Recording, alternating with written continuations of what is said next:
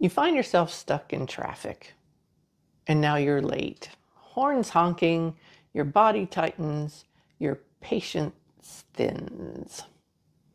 But now imagine you're gliding overhead about 100 feet up in a hot air balloon.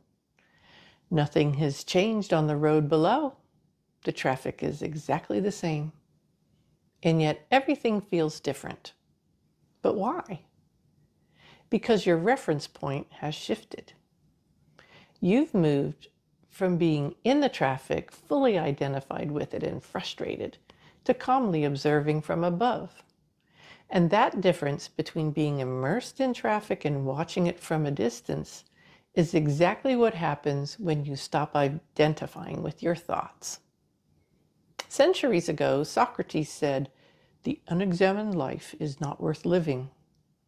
He wasn't encouraging self-criticism or endless analysis.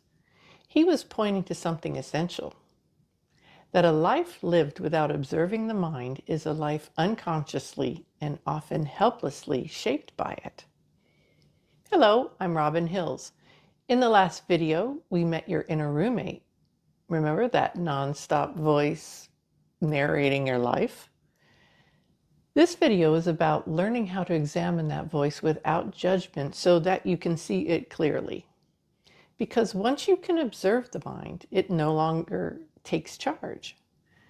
Once you start watching the mind, a natural question arises. What exactly is a thought, really? And no one really knows. A thought isn't something that you consciously create. It simply appears and then disappears. One thought leads to another, usually without your permission. And notice something important here. You don't have to do anything for a thought to appear. It just appears, like a bird passing overhead or a cloud drifting across the sky.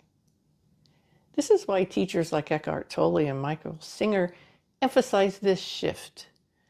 Thoughts are objects that appear in your awareness, but they are not the awareness itself. And here's the key. The moment you can observe a thought, you are no longer trapped inside the thought. The observer and the thought it is observing are separate. And don't take my word for it. Confirm it in your own experience. Many people come to this work believing that they should be able to stop their thoughts. But any attempt to stop thought would be like trying to stop your heart. Why would you even want to? Besides, if you were only having peaceful, pleasant thoughts, you wouldn't be trying to stop them at all. So actually, we're quite selective. We only want to stop the thoughts that make us miserable. So the bottom line is this. You cannot stop thoughts from appearing. So that means stopping thought isn't the task at hand. The task is to notice a thought without automatically believing it or assuming that the thought is you. When I first began to observe my thoughts, I was mortified, even embarrassed at the chaos I found. In Buddhist thought, this is called the monkey mind, a restless, distracted state where thoughts are reacting, grasping, and judging.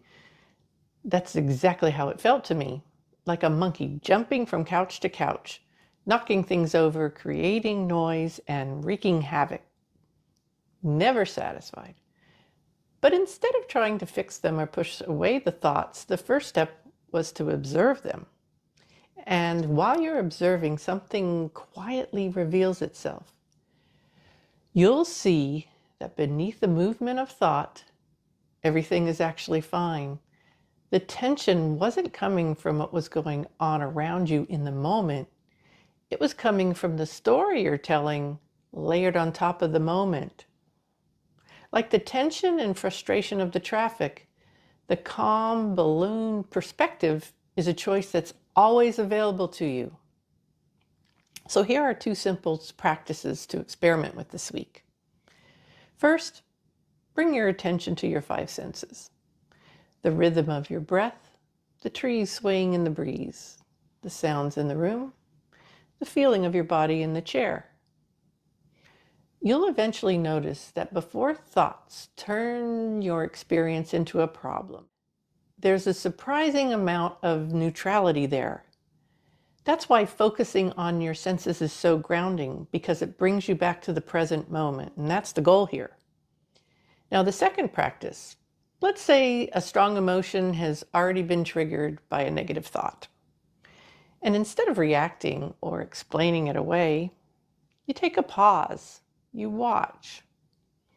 Check in. Where are you feeling this in your body? In your gut, your chest, your throat? Mentally describe the sensation. Notice its intensity. Guess what? You've just meditated. Because meditation isn't about stopping the mind, it's simply observing the present without judgment and gently returning your attention again and again when the mind drifts to the past or the future. Once you can watch your thoughts, another possibility opens up.